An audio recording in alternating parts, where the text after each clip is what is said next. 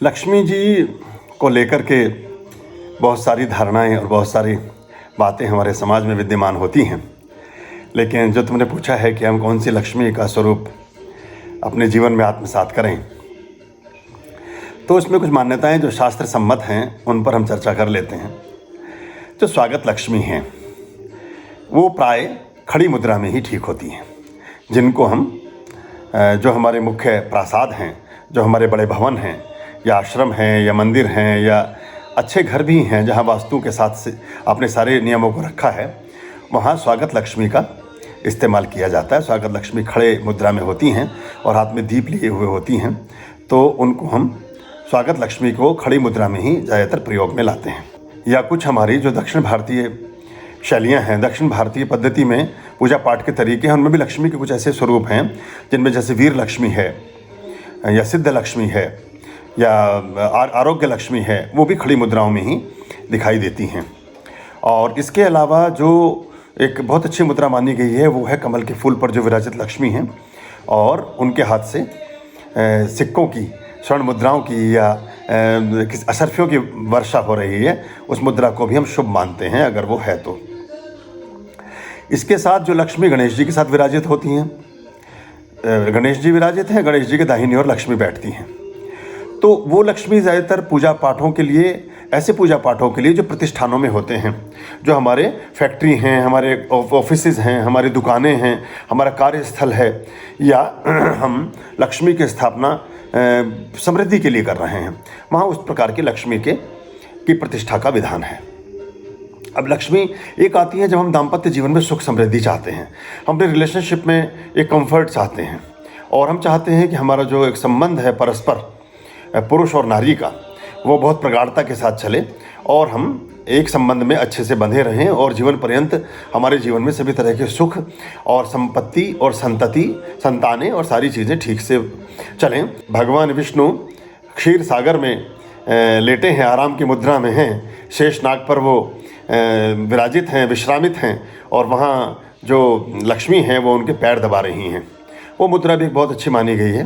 लेकिन ये सभी मुद्राएं प्राय ठोस होनी चाहिए, होलो नहीं होनी चाहिए, ये खोखली नहीं होनी चाहिए, ये सब ठोस होनी चाहिए, ये हम देख लें। और इनकी मुखाकृति का भी बड़ा विधान है।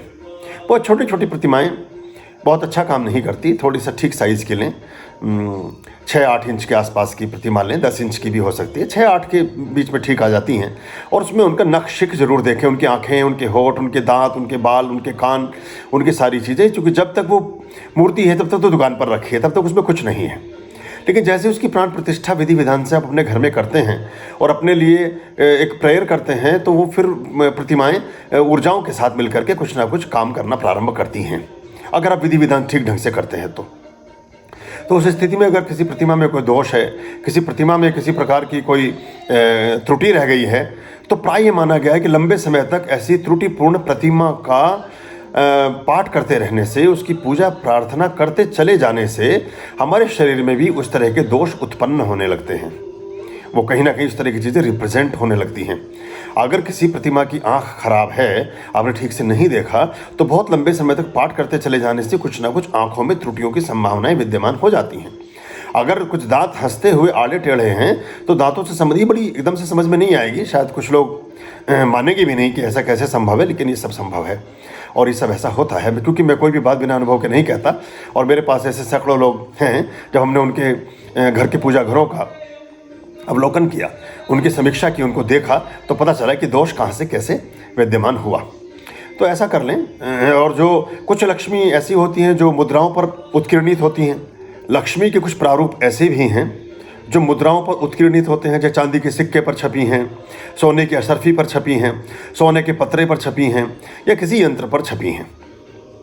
उन लक्ष्मियों के भी अलग अलग विधान हैं। फिर उनको पिरामिड के साथ स्थापित करते हैं, षड्यंत्र के साथ स्थापित करते हैं, तो ऐसे करके ये चीज़ें अपना काम करती हैं। ये सारा विधान एक्चुअली प्रत्यक्ष विद्या का है। ये मैं वो छोटा छोटा आपका ट्यूशन, छोटे छोटे आपकी क्लासेस यूट्यूब के माध्यम से या इस सोशल मीडिया के माध्यम से ले रहा हूँ, लेकिन ये विधिवत इसकी शिक्षा तभी हो सकती है जब आप सम्मुख बैठे हों।